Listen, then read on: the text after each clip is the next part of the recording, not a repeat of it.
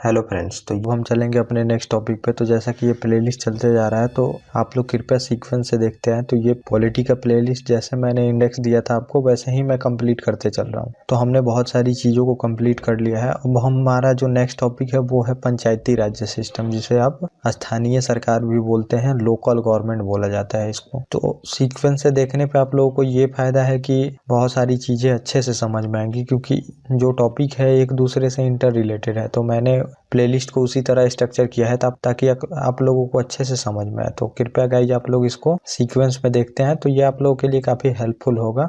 और जो प्लेलिस्ट का लिंक है तो मैं डिस्क्रिप्शन में डाल देता हूं, तो वहां से आप सीधे प्लेलिस्ट पे पहुंच सकते हैं। और जो वीडियो का थंबनेल होता है उस पे क्लास का नंबर डला होता है कि ये कौन सा नंबर का क्लास चल रहा है, तो वहां से भी आप देख सकते हैं कि ये आप कौन सा क्लास देख रहे हैं। तो हमारी ये 36 लेक्चर हो रही है जो ये अभी है। तो इसके बाद 4-5 और लेक्चर आएंगे, उसके बाद हमारा पॉलिटी पूरा समाप्त होगा। तो ये काफ़ी कॉम्प्रिहेंसिव वे में मैंने कंप्लीट किया है, तो आपको कुछ सोचने की ज़रूरत नहीं है, तो आप वहां से जाके देख सकते हैं। तो अब हम चलते हैं अपने टॉपिक पे और देखते हैं कि स्थानीय सरकार के बारे में। स्थानीय सरकार जिसे हम लोकल गवर्नमेंट भी बोलते हैं, तो ये ऐड हुआ है भाग 9 संविधान में, मतलब कि अमेंडमेंट द्वारा लाया गया। तो इसमें भाग भी एक जुड़ा था, 9 भाग, तब जाके ये हमारे संविधान में जुड़ा। तो लोकल गवर्नमेंट मतलब मैं थोड़ा सा आपको परिचय दे दूं कि लोकल गवर्नमेंट मतलब क्या है। तो जैसा कि आपने देखा कि सेंटर लेवल पे एक गवर्नमेंट होती है जिसे हम केंद्र सरकार बोलते हैं, और स्टेट लेवल पे एक गवर्नमेंट होती है जिसे हम स्टेट गवर्नमेंट बोलते हैं। तो अब हमने सोचा कि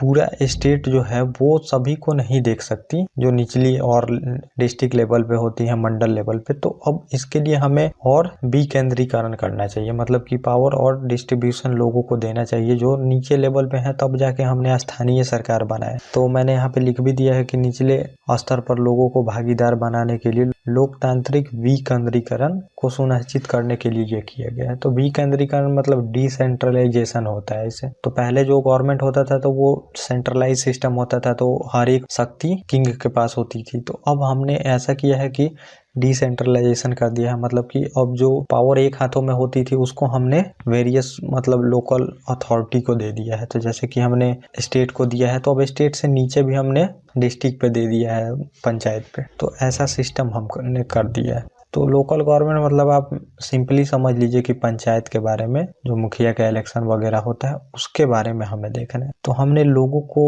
खुद पे राज करने के लिए खुद के पास का प्रतिनिधित्व दे दिया है, मतलब कि अब जो लोकल लेवल के होते हैं लीडर, तो उनसे पहचान होता है और वहीं के लोग खड़े होते हैं और उनसे काफ़ी हेल मेल होता है। तो वही आप पे शासन करते हैं, और शासन आप पे करते हैं मतलब कि आप ही उनको चुनते हैं, तब जाके वो आपके लिए काम करते हैं। तो पहले जब हम इसका लाभ देख लेंगे कि आखिर में इसका लाभ क्या है, तब आप लोगों को काफ़ी अच्छे से समझ में आएगा कि आखिर में इसकी ज़रूरत क्या थी हमें। उसके बाद हम कॉन्स्टिट्यूशनल प्रोविज़न देखेंगे और हम स्ट्रक्चर भी देखेंगे। तो काफ़ी सारे लोगों को स्ट्रक्चर को लेके कन्फ्यूजन होता है, जिला लेवल पे, मंडल लेवल पे, BDC, सरपंच, पंच, वार्ड। तो ये सारी चीज़ें मैं क्लियर करूँगा एक फिगर द्वारा आपको, तो बस आप लोग वेट करके इसको देखते रहे। और ये जो मैं लोकल लेवल बता दूंगा प्रॉफिट क्या है, इसके लाभ मतलब, तो अब जब म्युनिसिपल हम पढ़ेंगे तो उसमें भी ये सेम ही पॉइंट आएगा, तो वहाँ पे मैं अलग से आपको नहीं बताऊंगा। ये चीज़ें जो मैं बता रहा हूँ यही चीज़ें आप वहाँ भी लिख सकते हैं। तो पहला इसमें प्रॉफिट क्या होगा कि समस्या समाधान दोनों जानते हैं, बस मदद चाहिए। तो अब इस पॉइंट को मैं आपको क्लियर कर दूं कि जैसे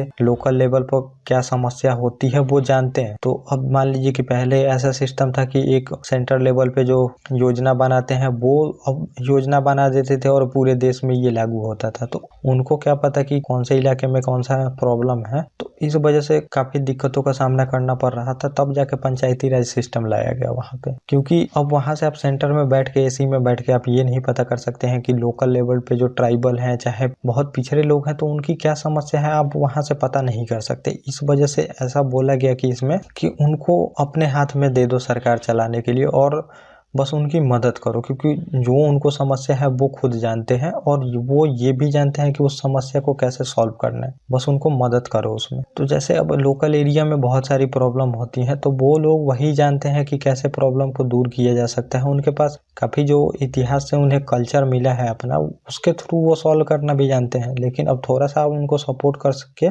इकोनॉमिकली, उनको खुद से करने दो, वो खुद से समाधान भी कर लेंगे समस्या का। तो इसमें ये बोला गया। और दूसरा है खुद काम तो ध्यान भी रखेंगे। तो अब जैसे मान लीजिए कि कोई सड़क है, तो अब वो गांव के लोग ही बनाए हैं उसको, अब आपने सपोर्ट किया है, उन्हीं का प्लान था कि कैसे रोड बनेगा, किस तरह से जाएगा, कैसे इसमें क्या क्या होगा, तो वो खुद बना रहे हैं। अगर कोई चीज खुद कोई बनाता है तो उसका ध्यान भी रखता है वो। तो अब इसमें ये होगा कि उसका मिसयूज कम हो पाएगा, क्योंकि उन्होंने खुद बनाया है उस चीज़ों को। तो जो भी डेवलपमेंट की चीज़ें होती हैं, पंचायत भवन वगैरह, तो ये सब चीज़ें वो खुद ही बनवाते हैं, तो उसका वो ध्यान भी रखते हैं। तो आप देखेंगे कि गांव के जो रोड वगैरह होते हैं तो काफ़ी साफ सफाई उसका सभी लोग मिलकर ध्यान रखते हैं। चाहे रोड नहीं, कुछ भी चीज़ें हो तो वो खुद बनाएंगे तो उसका ध्यान भी रखेंगे। इसमें ये प्रॉफिट होता है। और तीसरा, इसमें गाँव में पूरा गांव विकसित तो पूरा देश विकसित हो जाएगा। तो जो छोटा पार्ट होता है वो गांव से ही मिलके ये देश बना है। तो देश कब डेवलप करेगा? जब पूरा गांव डेवलप हो जाएगा। और पूरा देश डेवलप होगा तो गांव डेवलप नहीं होगा, नहीं भी हो सकता है कहीं कहीं। लेकिन अगर पूरा गांव डेवलप हो गया तो वो आपका पूरा देश डेवलप माना जाएगा, क्योंकि छोटी छोटी गाँव मिलके ही ये देश का निर्माण किए हैं। इस वजह से बोला जाता है कि पहले गाँव का आप विकास करो, बाद में देश तो खुद डेवलप हो ही जाए। और चौथा इसका फायदा है कि लोगों का स्वयं का शासन रहेगा और स्थानीय लोगों की सक्रिय भागीदारी बढ़ेगी। तो अब मान लीजिए मेरा शासन है, तो मैं इच्छुक रहूंगा, अगर उसमें कुछ भी होगा तो उसमें भागीदारी करूंगा, कैसे क्या हो रहा है क्या नहीं हो रहा है, क्योंकि ये मेरा शासन है और मेरे लिए ही किया जा रहा है। तो इसमें लोग ज़्यादा पार्टिसिपेट करते हैं। तो काफ़ी पार्टिसिपेटरी सिस्टम होती है इसमें। हर एक लोग हर एक को पहचानता है। तो वार्ड कमिश्नर तो गाँव ही के होते हैं, जो वार्ड होते हैं उनको सभी लोग पहचानते हैं। तो जो मुखिया भी होते हैं उनको भी सभी लोग पहचानते हैं। तो काफ़ी ये कोऑपरेटिव लोकल गवर्नमेंट होता है। इसे पार्टिसिपेटरी डेमोक्रेसी भी बोलते हैं इसी वजह से, क्योंकि लोग काफ़ी पार्टिसिपेट करते हैं इसमें। और पांचवा इसका फायदा होता है कि स्थानीय मुद्दों को स्वयं निपटाना, तो खर्च भी कम लगेगा। अब जो सेंटर में बैठी है वो अगर उन लोगों के लिए प्लान बनाती है, चाहे स्टेट में बैठ के, तो उनको उस मुद्दे को सॉल्व करने का ज़्यादा अनुभव नहीं होगा जितना कि वो लोग जानते होंगे। और वो लोग जानते होंगे कैसे अच्छे तरीके से सॉल्व किया जा सकता है। तो उसमें खर्च भी कम लगेगा। खर्च कम लगेगा, एक तो ये है कि वो खुद बनाएंगे तो का ध्यान रखेंगे तो आपका लॉन्ग टर्म तक वो चीज़ें चल पाएंगी। और दूसरा इसमें है कि वो जो आइडिया देंगे अपने कामों के लिए, क्योंकि वो लोग मिलके ही अपना काम कराते हैं, तो अब मिलके काम करेंगे तो उनको पता है कि कैसे करना है, तो खर्च भी इससे कम लगता है। और छठा इसमें फायदा होता है कि विशाल आकार का देश है तो हम सेंट्रलाइज करके नहीं चला सकते हैं, क्योंकि देश टूट सकता है। लोगों को जब तक आप स्वायत्ता नहीं दीजिएगा तो रेगुलेशन होगा उसमें हमेशा। जो इंसर्जेंसी अभी नॉर्थ ईस्ट के राज्य में चलती है, इंसर्जेंसी जिसे आप लोग नक्सल प्रभावित इलाका बोलते हैं, तो वो सब इसी वजह से हुआ है कि उनके क्षेत्र में सेंट्रल गवर्नमेंट या फिर स्टेट गवर्नमेंट ज्यादा हस्तक्षेप की है। तो वो लोग अब इस पे उतर आए हैं कि विद्रोह करते हैं। अब ऐसा नहीं है कि वो लोग भी हमारे देश के नागरिक ही हैं, लेकिन हमने उनके साथ अच्छा बर्ताव नहीं किया है, इस वजह से आज वो जाके ऐसे हुए हैं। तो बहुत सारा जो कंपनी वगैरह बैठा है स्टेट में जाके ट्राइबल एरिया में, तो उनका जमीन छीना गया। इस वजह से हुआ कि वो लोग ज्यादा एग्रेसिव हो गए, जिसे हम आज नक्सली बोलते हैं। तो वो लोग अपना हक का लड़ाई लड़ रहे हैं, वो बोलते हैं। तो भेदभाव उसमें अब उनके हाथ में दे दिए होते शासन की, आप खुद ही चलाओ इस जमीन को, खुद ही अपने अनुसार डेवलप करो, तो जाके आज ये हाल नहीं होता वहाँ पे।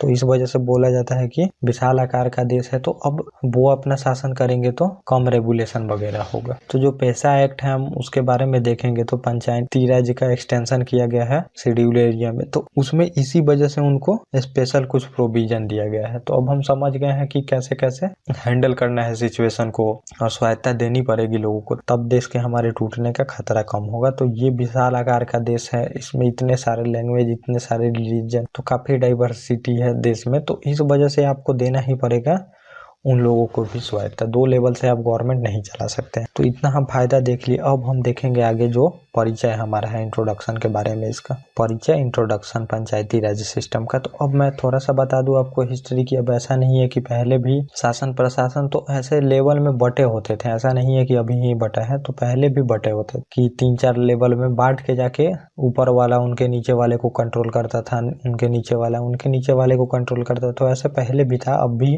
उसको बस मॉडिफाई कर दिया गया है। तो पहला जो पंचायती राज सिस्टम टाइप का प्रमाण मिलता है तो वो चोल वंश से मिलता है, तो ये भी आप ध्यान में रखिएगा। और अब हम देख लेते हैं कि लॉर्ड रिपन जो थे उनके कार्यकाल में पंचायती राज का स्वर्ण काल कहा जाता है, और इन्हीं को इनका जनक भी कहा जाता है। तो 1880 से लेकर 84 तक कहा जाता है। तो इनके कार्यकाल में पंचायती राज सिस्टम भारत में बोला जाता है कि अच्छे से इम्प्लीमेंट किया गया और स्वर्णकाल है, तो इस वजह से इनको जनक भी इन्हीं को मान लिया जाता है, लॉर्ड रिपन को। और मूल संविधान के भाग 4 में डीपीएसपी आर्टिकल जो 40 है उसमें ग्राम पंचायतों की बात की गई है और ये गांधीवादी सिद्धांत के तहत है। तो जो डीपीएसपी है, directive principle of state policy, तो उसमें बता दिया गया है आर्टिकल 40 में। तो अब आर्टिकल 40 में बता दिया गया है तो अब बिना लॉ के ये नहीं हो सकता था, क्योंकि वो पॉसिबल नहीं है। तो मैंने ये बता भी दिया है आपको। और ये गांधी जी का सपना था कि लोकल लेवल पे लोगों को उनकी शासन से जोड़ा जाए और उनको एहसास कराया जाए आजादी का, क्योंकि वो अपने से जब खुद पे शासन करेंगे तो आजादी का फील होता है। तो ये गांधी जी का सपना था। तो उसी को पूरा करने के लिए किया क्या गया, 1952 में सामुदायिक विकास कर्म, कम्युनिटी डेवलपमेंट कार्यक्रम शुरू किया गया वहाँ पे। तो अब ये कोई कॉन्स्टिट्यूशनल अमेंडमेंट तो था नहीं, इसको बस एक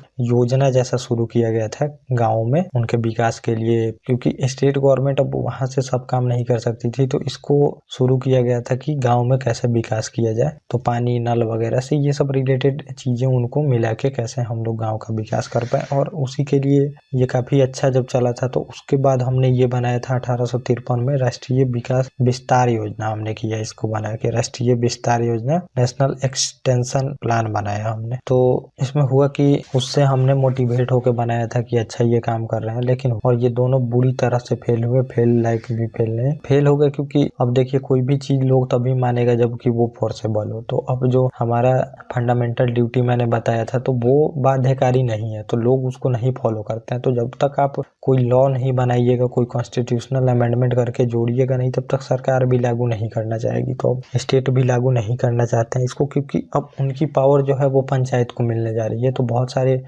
अब सब्जेक्ट का बंटवारा होगा। तो जैसे हमने संघ और राज्य में संघ सूची और राज्य सूची का बंटवारा है, तो अब उनको भी अपना जो विषय है तो राज्य को बंटवारा करना पड़ेगा इनके लिए। तो अब वो लागू नहीं करना चाहेंगे, तो इसी वजह से ये फेल हो गया। तो अब फेल हुआ तो इसमें बोला गया कि इसकी जांच के लिए एक कमेटी बनाई गई कि आखिर में ये क्यों फेल हो रहा है और इसका सॉल्यूशन क्या है। तो कोई भी काम होता है तो वो कमेटी बनाई जाती है, कमेटी सुझाव देती है उस टॉपिक पे, तब जाके वो लॉ पास करिए या फिर आप जो करना है करिए। तो कमेटी बनाई ही जाती है। तो अब कमेटी बनाई गई बलवंत राय मेहता कमेटी की 1957 में। तो इनका सुझाव आया, इन्होंने बोला बलवंत राय मेहता कमेटी ने कि पंचायती राज्य सिस्टम बनाया जाए, मतलब कि लोकल गवर्नमेंट के लिए, और ये त्रिस्तरीय बनाया जाए पंचायती राज व्यवस्था को।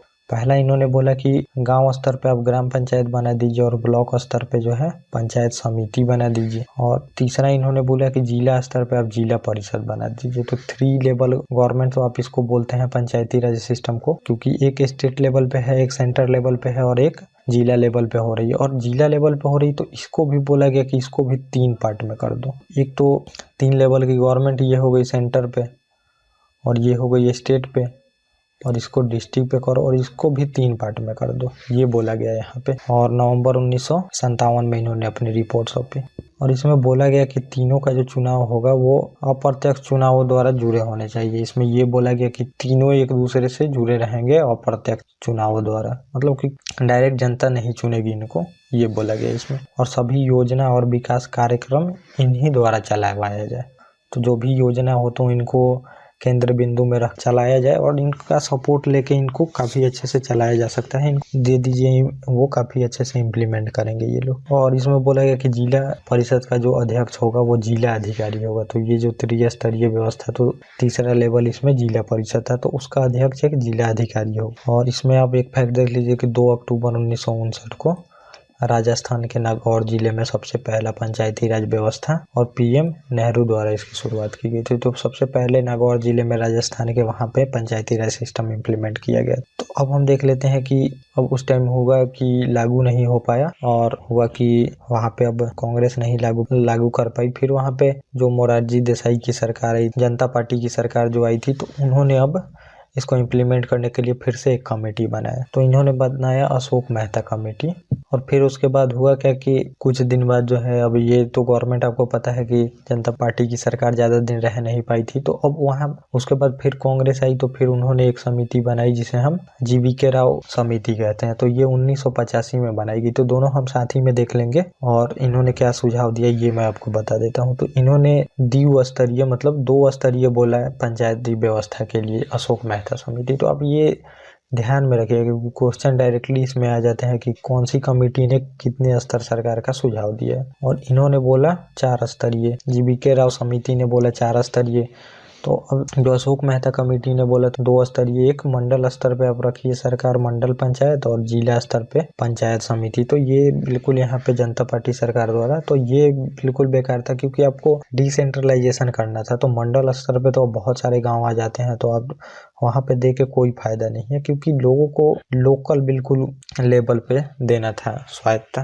तो इस वजह से ये सुझाव नहीं माना क्या गया, सरकार ही चली गई। तो ये बिल्कुल मेरे ख्याल से गलत था, क्योंकि लोकल गवर्नमेंट को देना था, आपको लोकल एरिया के लोगों को स्वायत्ता देनी थी। तो ये 2 लेवल, अगर 2 लेवल होता भी तो आप इसमें ये कर सकते थे कि एक आप पंचायत लेवल पे दे दिए और दूसरा मंडल लेवल, या फिर दूसरा सीधे जिला लेवल। और GBK राय समिति ने 4 स्तरीय सुझाया, तो इसमें पहला बोला कि गांव स्तर पर ग्राम सभा, जिला स्तर पे जिला परिषद, और मंडल स्तर पर मंडल परिषद, और राज्य पे राज्य विकास परिषद। तो इन्होंने 4 स्तर का सुझाव दिया। तो आपने ये 3 कमेटियां देख ली। तो कमेटियां ओवरऑल थोड़ा थोड़ा आप लोगों को देखना होता है, ज्यादा की जरूरत नहीं। और फिर हुआ कि फिर भी ये नहीं हो पा रहा था, तो अब जाके फिर से बना 2 कमेटी हम यहाँ पे देखेंगे, क्योंकि ये जो बोल रहे थे इन्होंने अभी तक किसी ने संवैधानिक दर्जा देने का बात नहीं किया था, इसी वजह से ये लागू हो नहीं पा रहा था और ये बार बार फेल हो जा रहा था। तो अब सबको ज़रूरत महसूस हुई कि अब इसको संवैधानिक बिना दर्जा दिए कोई उपाय नहीं है इसका। तब जाके जो ये तीसरी और चौथी कमेटी बनी, सिंघवी समिति 1986 की और युंगल समिति 1986 में बनी, दोनों लगभग सेम ही टाइम में बनी है। और इन्होंने दोनों ने सुझाव दिया कि संवैधानिक दर्जा देना चाहिए इनको, तब जाके इसको संवैधानिक दर्जा दिया गया। तो जब सिंघवी समिति ने 1986 में बोला था, तो 1989 में जो बिल इंट्रोड्यूस हुआ था 64वां अमेंडमेंट, लेकिन ये पास नहीं हो सका ये बिल। तो आप ये भी ध्यान रखिएगा कि ये बिल जो पहला इंट्रोड्यूस हुआ था वो पास नहीं हो सका। और फिर 1991 में एक बिल इंट्रोड्यूस किया गया, 73वां अमेंडमेंट बिल प्रस्तुत हुआ। तो अब हम इसमें देख लेते हैं कि क्या क्या प्रोविजन हुआ इसमें। 73वां संविधान संशोधन प्रस्तुत हुआ यहाँ पे, और इसमें जोड़ा गया आर्टिकल जो 243 में क से लेके न तक, और 11वीं सूची इसमें जोड़ी गई, और भाग यहीं पे 9वां भाग जो मैंने बताया ऊपर वो जोड़ा गया। तो 9वां भाग दोनों के लिए जोड़ा गया है। और 92वां में पारित किया गया है कि जो, और बिल इंट्रोड्यूस तो हुआ 1991 में, लेकिन ये पास हुआ 1992 में, और इम्प्लीमेंट जब लागू प्रभावी मतलब हुआ 1993 में हुआ। तो यहाँ से क्वेश्चन बहुत बनते हैं कंफ्यूजन वाले, तो ये आप ध्यान रखिएगा लोग। और यहीं पे हुआ कि 74वां संविधान संशोधन भी हुआ यहाँ पे, और भाग 9 क जोड़ा गया यानी 9A, और इसमें आर्टिकल आपको 243 त से लेके य तक जोड़ा गया इसमें। तो आप ये ध्यान रखिएगा, ये सब चीजें काफी क्वेश्चन बनते हैं नगर पालिकाओं के लिए। और 12वीं सूची जोड़ी गई इसमें, अनुसूची, और इसके तहत राज्य सूची में शामिल किया गया। इसमें 29 विषय इन लोगों को दिए गए काम करने के लिए। विषय मतलब इतना विषय पे आप लोग काम कर सकते हैं। तो ये आपने देख लिया। अब हम देखते हैं कि अमेंडमेंट में क्या क्या इसमें प्रोविजन किया गया है, मतलब कि विशेषता क्या क्या है इसमें, कि अमेंडमेंट जो हुई इसमें क्या क्या विशेषता है। तो जो क्वेश्चन मेनली होते हैं तो यहीं से आते हैं। इसको अमेंडमेंट से 73वां और 74वां संविधान संशोधन से ग्राम सभा को संवैधानिक दर्जा मिल गया इसमें। और इसमें हुआ कि 5 वर्ष पर प्रत्येक चुनाव होगा। तो जैसे कि हर एक चुनाव भी 5 वर्ष पे होते हैं, तो इसका भी चुनाव 5 वर्ष के लिए किया गया, और 5 वर्ष पे फिर से दोबारा चुनाव होगी। और भंग होने के 6 महीने के भीतर आपको चुनाव कराना है। और चुनाव कितने समय के लिए होगा, बचे हुए टर्म के लिए। तो आप ये ध्यान रखिएगा कि जैसे कि 5 साल का टर्म है पंचायत का, तो अब चुनाव जो होगा, मान लीजिए कि 2.5 साल बाद भंग हो जाता है वो किसी पंचायत की सरकार, तो अब 2.5 साल में भंग हो गई, तो अब जो अगला चुनाव होगा उनका तो अब 2.5 साल के लिए ही होगा, ये नहीं है कि नया 5 साल के लिए होगा। ये आप ध्यान में रखिएगा। और गांव, माध्यमिक तथा जिला स्तर पे सभी का चुनाव प्रत्यक्ष होगा। तो वहाँ पे जो अप्रत्यक्ष दिया गया था उस वजह से भी वो इम्प्लीमेंट नहीं हुआ, लेकिन अब प्रत्यक्ष चुनाव होगा तो यहाँ पे ज़्यादा पब्लिक पार्टिसिपेट कर सके। और अगला इसमें बोला गया कि एसी और एसटी जो होते हैं, शेड्यूल कास्ट और शेड्यूल ट्राइब, और महिलाओं के लिए भी 1/3 सीटें इसमें आरक्षित होती हैं। तो जितना चुनाव होगा उसमें 1/3 सीटें इनके लिए आरक्षित होती हैं। और प्रदेश की जनसंख्या के अनुसार इसमें 20 लाख से अधिक होने पर ही त्रिस्तरीय बनाया जाएगा। तो ये इसमें है कि जब 20 लाख से अधिक जनसंख्या होगा तभी त्रिस्तरीय बनाया जाएगा, नहीं तो द्विस्तरीय वहाँ पे बना दिया जाएगा। और चुनाव का जो निर्णय राज्य सरकार द्वारा ली जाती है, तो अब इनका चुनाव वगैरह कैसे होगा, राज्य सरकार द्वारा लिया जाएगा। और इसके लिए राज्य निर्वाचन आयोग भी बनाया गया है जो कि इनका चुनाव करवाते हैं। और चुनाव 21 वर्ष पे होता है। तो वहाँ पे जो 25 वर्ष उम्र था लोकसभा में और राज्यसभा में 30 वर्ष और प्रेसिडेंट के लिए 35 वर्ष, तो यहाँ पे 21 वर्ष में ही आप चुनाव लड़ सकते हैं। तो इतना आप देख लिए। इसमें कुछ आर्टिकल भी मैं आपको बताऊंगा, तो जो आर्टिकल वो थे वो भी मैं बताऊंगा। तो कुछ भी छूटेगा नहीं, आप लोग बस बिल्कुल कोई भी चीज़ आप सोचिए मत कि कोई भी मैं छोड़ दूंगा, हर एक चीज़ें आपको बताई जाएंगी। अब हम थोड़ा इसमें देखेंगे कि कंपोजिशन और मतलब कि संरचना क्या है इसकी, जो पंचायती राज्य सिस्टम है। तो इसमें बहुत लोगों को काफ़ी कन्फ्यूजन होता है, तो अब मैं उस कन्फ्यूजन को ज़्यादा से ज़्यादा दूर करने का कोशिश करूँगा आपको। तो बहुत सारे टीचर आपको पढ़ाए होंगे, लेकिन कन्फ्यूजन स्टूडेंट का दूर हो नहीं पाता, तो वो मैं दूर करना चाहूँगा आप लोगों का। एक स्ट्रक्चर द्वारा मैं सारी चीज़ों को बता दूंगा, त्रिस्तरीय जो सिस्टम है सभी यहाँ पे मैं आपका क्लियर कर दूंगा। तो ये एक लाइक समझ लीजिए कि टेबल के भी फॉर्म में है। तो कंपोजिशन ऑफ पंचायत मतलब संरचना पंचायती प्रणाली की कैसी है, ये हम देखेंगे इसमें। और जो चुनाव है, इसमें चुनाव होता है प्रत्यक्ष भी होता है और अप्रत्यक्ष भी होता है, वो भी मैं आपको बताऊंगा। और इसमें होता है कि जैसे चुनाव तो एक तरफ हो गया, और दूसरा तरफ इसमें हो जाता है कि यहाँ पे सरकारी अधिकारी भी होते हैं जो कि इन लोगों के साथ मिलकर काम करते हैं। तो वो भी आप लोगों को यहाँ पे देख लेना जरूरी होगा। तो जो आप सुनते होंगे डीएम वगैरह के बारे में, डीएम एसडीएम, तो उन लोगों का आप हमेशा सुनते होंगे कि काम कहाँ करते हैं, तो वो भी काम इन्हीं लोगों के साथ मिलकर करते हैं, ये भी मैं आपको बता दूंगा। अच्छा। तो अब हम जो है कि वो हम नीचे लेवल से शुरू करेंगे। तो पहले मैं आपको बता देता हूँ थोड़ा सा, उसके बाद हम शुरू करेंगे वैसे नीचे से। तो अब आइए देखिए, जैसे ये स्टेट होता है, तो आप देखते हैं जैसे हमारा देश है तो वो स्टेट में बटा हुआ है पूरा देश, और स्टेट बटे होते हैं हमारे जिले में। तो मान लीजिए अब मैंने ये 4 ही बनाया है, लेकिन बहुत सारे जिले हो सकते हैं स्टेट में। तो अब जो जिले हैं वो भी देखिए, ये आके जिले जो मैंने यहाँ से निकाला है, ये जिले बटे होते हैं मंडल में। तो ये पूरा एक जिला हो गया, और जिला भी बहुत सारे मंडल में बटे होते हैं।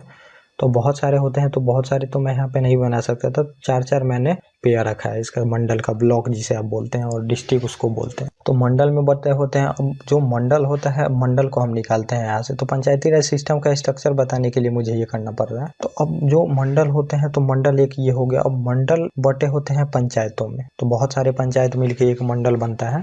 और तो मैंने यहाँ पे लिख भी दिया है कि जैसे 20, 15, 10 इतने मिला के एक मंडल लगभग होते हैं। तो इतने पंचायत मिला दीजिए तो एक मंडल लगभग हो जाते हैं। तो मंडल मैंने बता दिए ये पंचायत में होते हैं। तो अब हम नीचे इसके देख लेते हैं। तो अब जो पंचायत होता है वो भी बटा होता है गाँव। तो अब गाँव देख लिया। अब एक पंचायत में लगभग मान लीजिए कि 4-5 गाँव होते हैं, 3 भी हो सकते हैं। तो वो जनसंख्या के अनुसार होता है, और हर एक स्टेट में इसका अलग अलग दिया गया है। तो आप ये मत समझिए कि एक स्टेट का मैं अगर बता रहा हूँ, तो अब क्योंकि ये स्टेट सब्जेक्ट का विषय है, तो स्टेट जाने वो कैसे अपना स्ट्रक्चर बनाएंगे, ये है।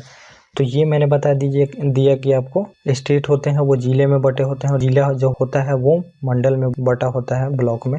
और जो ब्लॉक होते हैं वो पंचायत में बटे होते हैं, और जो पंचायत होता है वो गांव में बटा होता है। तो ये आपने देख लिया, यहाँ पे स्ट्रक्चर ऐसे रहेगा बटा हुआ। तो अब हम देख लेते हैं कि हमारा सिस्टम क्या है, पंचायती राज सिस्टम। तो हम नीचे से शुरू करेंगे। तो मैंने बताया अभी आपको कि तो अब यहाँ पे देखिए, जो ये गाँव है, एक मैंने ये गाँव ले लिया है, ये मान लीजिए एक कोई गाँव है, ठीक है। तो अब इसमें जितने लोग हैं, ये अब मैंने क्रॉस बनाया है, तो ये समझ लीजिए लोग हैं इसमें। तो अब ये जितने लोग हैं, इनको ग्राम सभा इन्हीं को बोला जाता है। जो 18+ इसमें लोग होंगे जो वोट कर सकते हैं, इनको पूरे को मिला के पूरे लोग जितने वोटर कार्ड हैं जिनके पास, वो 18+ जो होंगे उनको ग्राम सभा बोला जाता है यहाँ पे। तो ग्राम सभा आप यहाँ पे समझ लिए। तो अब देखिए, ये एक मैंने गांव बनाया था, अब ये भी एक गांव है समझ लीजिए। जो ये है हमारा, ये एक गांव है, दूसरा मान लीजिए। तो अब स्ट्रक्चर के लिए मैं बता रहा हूँ आपको, ये सारे जो चारों हैं, ये चारों गाँव ही हैं। तो ये मान लीजिए कि कोई गांव है, और ये जो गांव होते हैं तो ये भी बटे होते हैं पार्ट में। तो अब जितने पार्ट में बटे होंगे, अब हर एक पार्ट को एक वार्ड बना दिया जाता है। तो वार्ड कैसे बनेगा? वार्ड जो होगा वो जनसंख्या के अनुसार बनाया जाता है। वार्ड जो होते हैं, गांव को बांटा जाता है हर एक वार्ड में। तो वार्ड जो होते हैं वो जनसंख्या के अनुसार बांटे जाते हैं। तो अब किसी गाँव में कम जनसंख्या होगी तो एक वार्ड भी हो सकते हैं, और ज्यादा जनसंख्या हुई तो 2-3 भी वार्ड हो सकते हैं। तो अब वार्ड का भी चुनाव देखते हैं वहाँ पे। तो हर एक वार्ड से एक सदस्य चुन के आते हैं यहाँ पे। तो मैंने ये बना भी दिया है कि जैसे एक वार्ड से एक वार्ड सदस्य सदस्य चुन के आएंगे इसमें, और इसी वार्ड से अब वार्ड में 2 लोग चुन के आते हैं। तो ये भी आप ध्यान रखिएगा, एक वार्ड सदस्य चुन के आएंगे तो ये एग्जीक्यूटिव होता है, मतलब कि ये जो योजना होती है उसको लागू करेंगे, योजना बनाएंगे, ये काम होता है वार्ड का। और एग्जीक्यूटिव में ही मुखिया आते हैं, तो वार्ड के ऊपर जो होते हैं वो मुखिया होते हैं। तो एक पंचायत में कुछ मतलब जनसंख्या के अनुसार वार्ड हो सकते हैं, तो अब 5 भी हो, 10 भी हो, 20 भी हो, तो जैसा वहाँ पे जनसंख्या होगा वैसे वार्ड हो सकते हैं वहाँ पे। और इनका जो हेड होगा, एक बहुत सारे वार्ड आएंगे यहाँ पे, और इनका एक ऊपर होगा मुखिया। तो ये लोग मिलके एग्जीक्यूटिव का काम करते हैं, मतलब योजना बनाते हैं और उसको लागू करते हैं यहाँ पे। चाहे ऊपर से जो योजना बन के आती है तो वो लागू करते हैं ये वार्ड मुखिया के साथ मिलके। तो वार्ड बहुत सारे होते हैं उसमें, और वो मुखिया के साथ मिलके काम करते हैं। अब जो ये वार्ड बटा था एक गाँव, मान लीजिए 4 भागों में, तो 4 वार्ड आएंगे इसमें। अब वार्ड तो आएंगे, इसमें एक पंच का भी चुनाव होता है। तो ये भी आप ध्यान रखिएगा कि एक वार्ड में 2 सदस्य चुन के आएंगे, एक तो वार्ड चुन के आएंगे, एक पंच चुन के आएंगे। तो अब जैसे इनके ऊपर जो मुखिया होते हैं यहाँ पे वार्ड के ऊपर, तो इनके ऊपर जो होंगे वो सरपंच होते हैं, ये जुडिशियल काम करते हैं। तो जो छोटे मोटे मुद्दे होते हैं तो वो पंच लोग सॉल्व करते हैं, और उससे बढ़ता है तो एक साथ मिलके सरपंच वगैरह लोग मिलके सॉल्व कर लेते हैं उस मुद्दे को। और जो मुखिया होता है, तो एक गांव होगा मान लीजिए, तो गांव तो मुखिया जो होते हैं तो अब हर एक स्टेट में अलग अलग होते हैं। तो आप ये समझ लीजिए कि जैसे मुखिया होंगे, तो अब गाँव है तो 1 2 3 4 5 ऐसे मिला के एक पंचायत बनाया जाता है, और एक पंचायत में एक मुखिया होते हैं। तो किसी पंचायत में 2 भी गांव हो सकते हैं, किसी में 3 हो सकते हैं, किसी में 4 भी हो सकते हैं। तो मैंने बता दिया कि गांव मिला के 3 4 5 गांव जो भी है वो जनसंख्या के अनुसार मिला के एक पंचायत बना दिए जाते हैं, और जो उसका हेड होता है उसे मुखिया बोला जाता है। तो अब ये हर एक स्टेट में अलग अलग है, ऐसा नहीं है कि 4-5 गांव मिला के एक पंचायत बनाया जाता है तो और उसमें एक मुखिया होगा। तो अब जैसे मैं बता दूं कि यूपी जो है, तो यूपी में एक गांव का ही प्रधान होता है और उसको प्रधान ही बोला जाता है।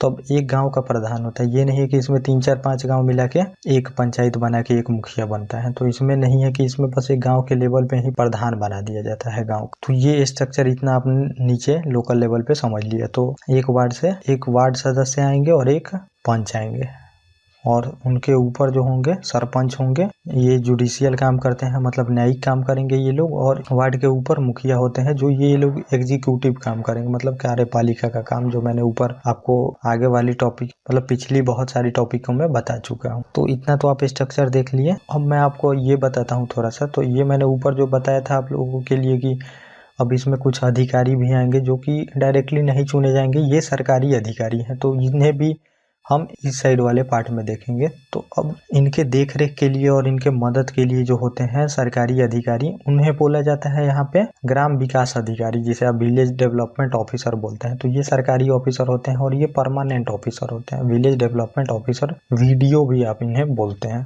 तो ये लोग, तो अब मान लीजिए कि जो इधर के लोग हैं ये चुन के आ रहे हैं इलेक्शन के थ्रू, लेकिन ये इलेक्शन के थ्रू नहीं, ये एग्जाम के थ्रू आएंगे। तो जो मैंने इतना चीजों को बता दिया आपको, इतना नीचे की चीजों को, इसे ही आप बोलते हैं विलेज पंचायत, ग्राम पंचायत। तो अब हम देखते हैं आगे का जो हमारा पार्ट है। तो मैंने जैसे बताया था ऊपर से हम नीचे चलेंगे, तो अब हम नीचे से ऊपर चलेंगे। तो अब हम फिर इसके अगले स्टेप में चलते हैं कि इसके ऊपर क्या होता है। तो अब 3 लेवल मैंने बताया था, तो इसके ऊपर आप समझिए कि ब्लॉक पंचायत होगा। तो अब हम एक स्ट्रक्चर ये भी देख लेते हैं कि जैसे कि अब पंचायत चुनाव होता है, तो उसमें आप देखेंगे कि एक बीडीसी का भी चुनाव होता है, जिसे आप ब्लॉक डेवलपमेंट काउंसिल बोलते हैं, बीडीसी। तो ये बिहार का मैं बता रहा हूँ। तो अब हर एक स्टेट में अलग अलग कुछ हो सकते हैं, लेकिन मैं ये बिहार का बता रहा हूँ जिसमें 3rd लेवल पंचायती राज सिस्टम होगा, वहां का मैं बता रहा हूँ आपको। तो जब पंचायत चुनाव होता है तो वहीं पे एक बीडीसी की भी चुनाव होती है, जिसे आप ब्लॉक डेवलपमेंट काउंसिल बोलते हैं। तो अब हर एक पंचायत से बीडीसी का चुनाव होता है। तो अब पंचायत नहीं, ये जनसंख्या पे वेरी करता है कि कहाँ कहाँ कैसी जनसंख्या है, उस अनुसार बीडीसी का चुनाव होता है। तो अब मान लीजिए कि एक पंचायत में एक बीडीसी का चुनाव होता है लगभग। तो जो ब्लॉक लेवल पे होते हैं, तो ये मैंने बताया भी आपको कि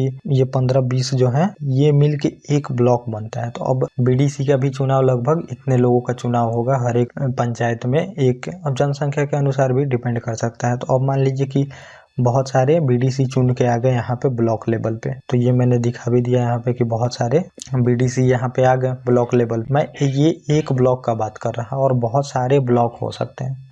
तो डिस्ट्रिक्ट बहुत सारे ब्लॉक में बटा होता है, तो अब इसमें बहुत सारे ब्लॉक हो सकते हैं, ये आप समझ लीजिए। मैं बस एक ब्लॉक का लेके आपको समझा रहा हूँ। तो ये इतने बीडीसी प्रत्याशी आ गए और इसे ही हम क्षेत्र पंचायत बोलते हैं। तो इसे ही आप समझ लीजिए कि इसको क्षेत्र पंचायत बोला जाता है। तो अब बहुत सारे बीडीसी जो चुन के आ गए, तो अब ये जो बहुत सारे बीडीसी आ गए हैं, तो अब इन्हीं में से ये लोग मिलके, जो ये पूरे बीडीसी सदस्य आए हैं, इन्हीं में से यही लोग चुन के एक लोगों को यहाँ पे भेज देगा ब्लॉक प्रमुख बना के। तो ये आके अब ब्लॉक में काम करेंगे ब्लॉक प्रमुख बन के। तो इन्हें ही ब्लॉक प्रमुख कहा जाता है बीडीसी द्वारा। तो ये इसे हम अप्रत्यक्ष चुनाव बोल देते हैं, क्योंकि डायरेक्टली इसमें जनता भाग नहीं ले रही है। ब्लॉक जो बीडीसी चुन के आ रहे हैं वो चुन रहे हैं यहाँ पे ब्लॉक प्रमुख को। और ये जो ब्लॉक प्रमुख होते हैं, तो अब हर एक ब्लॉक में अलग अलग ब्लॉक प्रमुख होंगे। तो मैं एक ब्लॉक का आपको बता रहा हूँ, मंडल का। तो यहाँ पे एक ऑफिस टाइप का बनता है जिसे आप ब्लॉक बोलते हैं। तो ये समझ लीजिए ये ब्लॉक है। तो आप हर एक मंडल में ब्लॉक देखते होंगे, तो ब्लॉक ऑफिस भी होता है। तो वो आप समझ लीजिए ये है ब्लॉक ऑफिस। और इसे ही आप पंचायत समिति भी बोलते हैं, और इसे कहीं तहसील भी बोला जाता है। तहसील मतलब मैं बता दूं कि ये तो पंचायती राज सिस्टम के लिए बनाया गया है पंचायत समिति, लेकिन पहले इसको एडमिनिस्ट्रेशन के लिए तहसील में बांटा गया था। तो मंडल को तहसील बोलते थे, तो ये भी मैंने लिख दिया, या फिर तालुक बोलते थे। लेकिन जब कॉन्स्टिट्यूशनल प्रोविजन दिया गया तो इसको नाम पंचायत समिति बोला गया, इस प्रोविजन के लिए, लोकल गवर्नमेंट के लिए। और इसे पंचायत समिति, ब्लॉक, जनपद, इतने नामों से पुकारा जाता है। तो ये आप समझ गए, इतना ब्लॉक लेवल पे आ गए इतना लोग। तो अब इसमें मैंने बताया आपको वहां पे, तो अब इसमें भी एक ब्लॉक लेवल पे अब मान लीजिए कि काम होगा। तो अब इन लोगों को, ये लोग इतने समझदार नहीं होते हैं, तो अब एक समझदार व्यक्ति को भी ब्लॉक लेवल पे चुना जाता है, जिसे हम प्रखंड विकास अधिकारी बोलते हैं, ब्लॉक डेवलपमेंट ऑफिसर, जिसे आप बीडीओ बोलते हैं। तो अब ये बीडीओ के पद पे जो बैठेगा उसे हम एसडीएम बोलते हैं। तो ये आप ध्यान में रखिएगा, जो बीडीओ के पद पे बैठेंगे उन्हें हम एसडीएम बोलते हैं। और ये सरकारी अधिकारी होते हैं, और ये एग्जाम के थ्रू चुन के आते हैं। तो ये ब्लॉक में ही काम करते हैं। तो कुछ तो इलेक्टेड जो हैं वो लोग आ गए, कुछ और ये ऑफिसर आ गए। उसके बाद बहुत सारे अधिकारी होते हैं जो मिलके काम किया जाता है ब्लॉक लेवल पे। ये मैंने ब्लॉक लेवल पे आपको बता दिया। अब हम चलते हैं जिला लेवल पे, क्योंकि ये 3 लेवल का गवर्नमेंट था, तो ये भी आपको देख लीजिए। तो मैंने बताया था कि मैं नीचे से ऊपर आऊंगा, तो वैसे ही हम चल रहे हैं। तो अब जो चुनाव होता है, तो एक और भी चुनाव होता है जिला लेवल पे, जिसे हम जिला परिषद का चुनाव बोलते हैं। तो आप जिला परिषद का भी चुनाव होता है। तो आप जब वोट करेंगे तो 3 लोगों को तो आप कंपलसरी चुनना ही है आपको। एक तो आपको बीडीसी को, एक आपको मुखिया को, और तीसरा आपको जिला परिषद को, क्योंकि 3 लेवल की गवर्नमेंट है। तो तीनों जगह पे आपको चुनना होगा। तो अब यहाँ पे मैं आपको दिखा दूं कि जो जिला लेवल पे बहुत सारे जिला परिषद चुन के आते हैं। तो ये मान लीजिए बहुत सारे लोग आ गए, तो एक जिला का मैं अब बताऊंगा। अब हर एक जिला में ऐसे ही होगा। तो एक जिला के लिए अब मैं हर एक जिला को आपको नहीं बता सकता इसमें। तो मंडल लेवल पे हो गया चुनाव ये जिला परिषद का। तो बहुत सारे जिला परिषद, हर एक जिला से लोग जीत के आ गए मंडल से। तो इसे ही हम बोलते हैं जिला पंचायत सदस्य। ये लोग जो है इन्हें बोलते हैं हम जिला पंचायत सदस्य। तो अब इन्हीं में से जो होंगे एक व्यक्ति को ये लोग मिलके, ये जो पूरे व्यक्ति हैं ये लोग मिलके एक को चुन देगा जिला अध्यक्ष के रूप में। तो ये जिला अध्यक्ष होगा। जो डिस्ट्रिक्ट लेवल पे होता है तो इसे हम जिला परिषद बोलते हैं, डिस्ट्रिक्ट काउंसिल बोलते हैं। तो ये 3 लेवल का गवर्नमेंट था, तो 3 लेवल पे बन भी गया स्ट्रक्चर। तो जिला परिषद इसे डिस्ट्रिक्ट काउंसिल बोलते हैं। और अब देख लेते हैं हम जो इसमें सरकारी अधिकारी होंगे, मुख्य कार्यकारी अधिकारी इन्हें बोला जाता है, चीफ एग्जीक्यूटिव ऑफिसर, सीईओ आप बोलते हैं। तो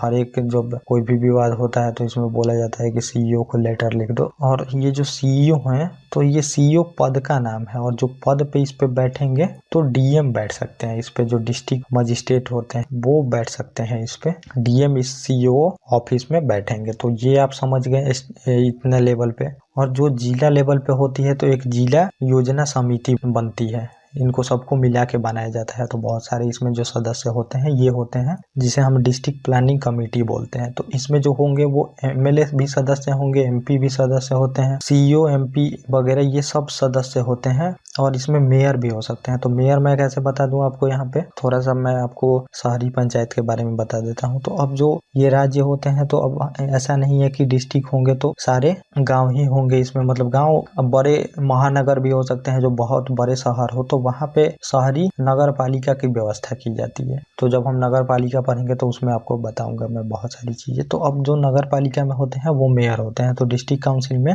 मेयर भी होते हैं शहर के लिए। तो ये पूरा एक यहाँ पे कार्य के लिए सभी मिल के जो एक जिला योजना समिति बनाई जाती है, जिसमें सभी सदस्य होते हैं, मुख्य कार्यकारी ऑफिसर होते हैं, इसमें जिला अध्यक्ष होते हैं, MP MLA भी होते हैं। तो इनका काम है कि जो स्टेट और सेंटर से जो योजना बन के आती है उसको ये इम्प्लीमेंट करने का और योजना को इम्प्लीमेंट कराने का काम करते हैं। तो यहीं से सारी डिस्ट्रिक्ट के नीचे के कार्य होते हैं जो प्लानिंग बनते हैं यहाँ पे।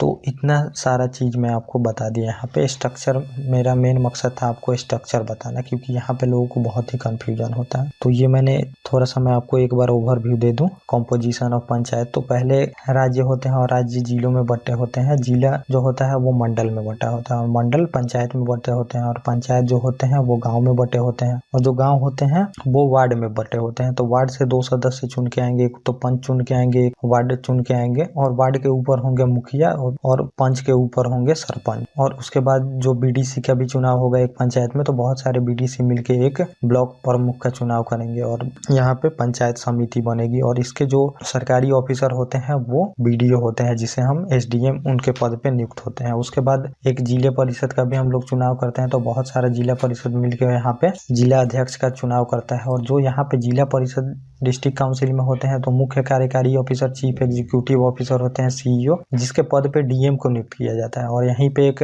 जिला योजना समिति बनती है जिसे डिस्ट्रिक्ट प्लानिंग कमेटी हम बोलते हैं, जिसमें MP MLA और सारे सदस्य होते हैं। तो ये स्टेट और सेंटर से जोड़ने का काम करते हैं, और जो भी वहाँ से योजना या फिर कुछ भी प्लानिंग बन के आएगा उसको ये डिस्ट्रिक्ट लेवल पे इम्प्लीमेंट करते हैं। तो ये आपने पूरा स्ट्रक्चर देख लिया यहाँ पे पंचायत का। तो अब हम नीचे देख लेते हैं कि हमें क्या देखना है। तो अब इससे रिलेटेड कुछ आर्टिकल हैं जो आपको मैं बता दूं। तो आर्टिकल डायरेक्टली पूछ लिए जाते हैं PCS वगैरह एग्जामों में, तो ये भी आपको जानना जरूरी होगा। तो आर्टिकल यहाँ पे जान लीजिए, और थोड़ा सा राज्य निर्वाचन आयोग के बारे में मैं बता दूंगा, और राज्य जो वित्त आयोग होते हैं, फाइनेंस कमीशन, उसके बारे में बता के, और जिला जो योजना समिति है वो जान के अब हम इसको समाप्त करेंगे। और अगले पार्ट में हम देखेंगे जो हमारा टॉपिक बचा है। तो पहला है इसमें आर्टिकल जो 243 है, तो इसमें परिभाषा दी गई है इसकी पंचायती राज सिस्टम का। तो आर्टिकल जल्दी हम देख लेते हैं। ये जोड़ा गया था आर्टिकल जब संविधान संशोधन हुआ था। तो आर्टिकल जो अब है नेक्स्ट हमारा 243 है। तो इसमें ग्राम सभा के बारे में बताया गया। तो ग्राम सभा मैंने बता भी दिया कि एक गांव के जितने भी 18+ एज के लोग होते हैं वो मिलके ग्राम सभा का निर्माण होता है। और इसमें अगला आर्टिकल है 243B। तो इसमें है कि पंचायतों का गठन त्रिस्तरीय होगा, पर जिन राज्यों में संख्या 20 लाख से कम है तो त्रिस्तरीय नहीं 2 स्तरीय बनाया जाएगा। तो मंडल लेवल और जिला लेवल को पूरा मिला के अगर जनसंख्या 20 लाख नहीं होती है तो वहाँ पे 2 स्तरीय ही बनाया जाएगा। और अगला आर्टिकल है हमारा 243C। तो इसमें पंचायतों की संरचना के बारे में बताया गया है। तो संरचना मैंने आपको बता ही दिया। और इसमें है आर्टिकल 243D। तो स्थानों का आरक्षण इसमें बताया गया है। तो शेड्यूल कास्ट और शेड्यूल ट्राइब के लिए आरक्षण इसमें जनसंख्या के अनुपात में, और महिलाओं को भी जनसंख्या आरक्षण मिलेगा इसमें 1/3, प्लस OBC का जो आरक्षण है अदर बैकवर्ड क्लासेस का, वो अपना स्टेट दे सकती है। ये स्टेट सब्जेक्ट है तो स्टेट यहाँ पे डिसाइड करेगी जो करना होगा उसको। और अगला आर्टिकल है हमारा 243E। तो इसमें कार्यकाल बताया गया है कि इनका कार्यकाल 5 वर्ष का होगा। अगर पहले भंग हो जाते हैं तो इनको बचे समय के लिए ही चुना होगा। तो ये मैंने ऊपर बता भी दिया आपको।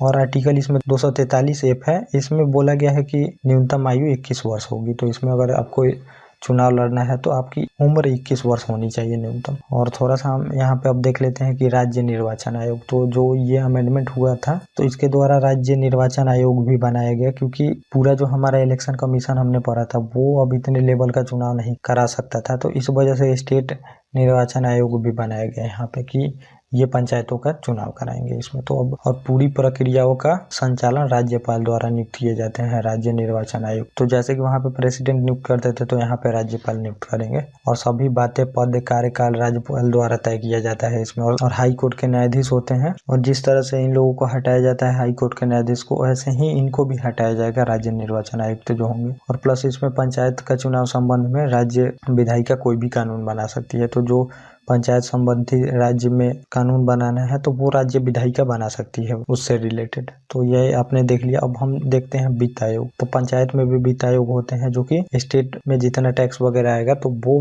बांटने के लिए पंचायतों में इनका गठन किया जाता है। तो राज्यपाल प्रत्येक 5 वर्ष पे गठन करते हैं इनका। और करों के बंटवारे के लिए होता है। तो जैसे सेंटर में करों के बंटवारे के लिए वित्त आयोग गठित होता था, राष्ट्रपति करते थे, तो वैसा ही यहाँ पे राज्यपाल करेंगे राज्य में पंचायतों में वित्त को बंटवारे के लिए। और केंद्रीय वित्त आयोग सलाह दे सकता है इनको और पंचायत को धन भी दे सकता है। तो ऐसा नहीं है कि यही धन दे सकते हैं। जो केंद्रीय सेंट्रल वित्त फाइनेंस कमीशन थी तो वो डायरेक्टली पंचायत को भी पैसा दे सकती है। तो ये आप समझ लीजिए। और इसमें न्यायालय के हस्तक्षेप पे रोक लगाया गया है। तो जो निर्वाचन क्षेत्र हैं, सीटें हैं, पर विधानमंडल के चुनाव आदि का प्रावधान है तो इस न्यायपालिका को रोक लगाया गया है। जो निर्वाचन क्षेत्र, सीट वगैरह है पंचायत के, तो ये कैसे होंगे ये वही जानते हैं। और यहीं पे थोड़ा सा आप लोग देख लीजिए डिस्ट्रिक्ट प्लानिंग कमेटी क्या होती है। तो जो मैंने ऊपर बताया वही चीजें हैं, बस थोड़ा सा यहाँ पे मैं लिख दिया हूँ। डिस्ट्रिक्ट प्लानिंग कमेटी, डीपीसी बोलते हैं इसमें। और ये प्रत्येक जिला स्तर पे जिले में पंचायत और नगर पालिकाओं द्वारा